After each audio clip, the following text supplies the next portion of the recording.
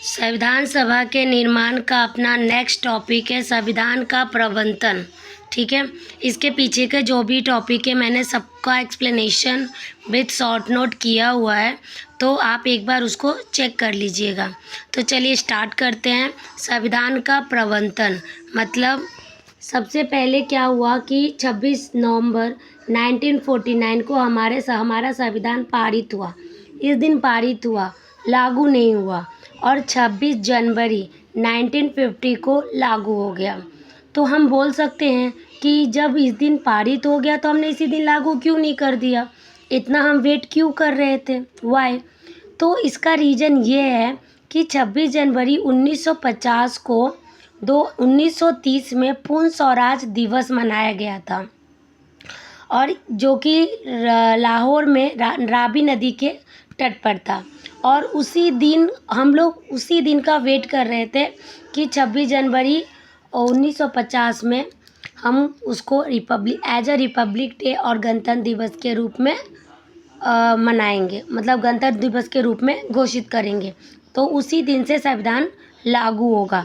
इसी पूर्ण स्वराज दिवस के लिए हम लोग वेट किए।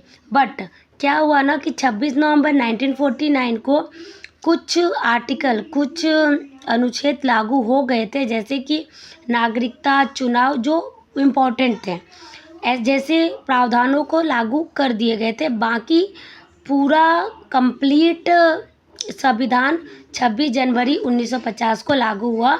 और यही रीज़न है कि 19 नवंबर 2015 से यह ऐलान हुआ, यह घोषित हुआ कि 26 नवंबर को हम लोग संविधान दिवस के रूप में मनाएंगे।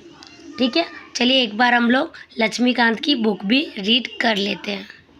तो बुक में आ गए हम लोग संविधान के प्रवर्तन पे, एक बार इसको रीड कर लेते हैं।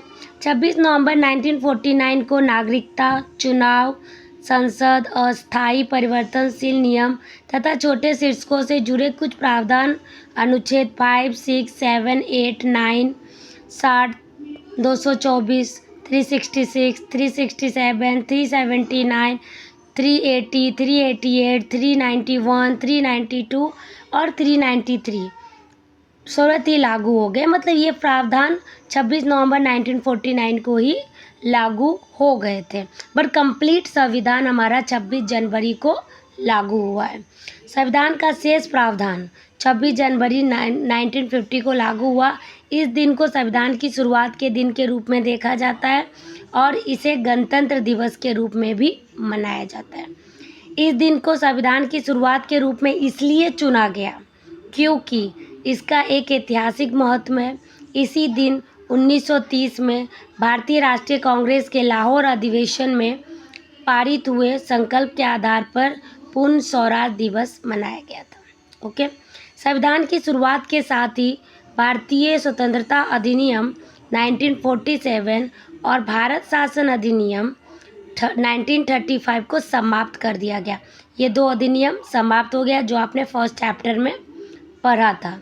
हालांकि abolitions of privy council judicial act 1949 लागू रहा, मतलब इस एक्ट को कैंसिल नहीं किया गया।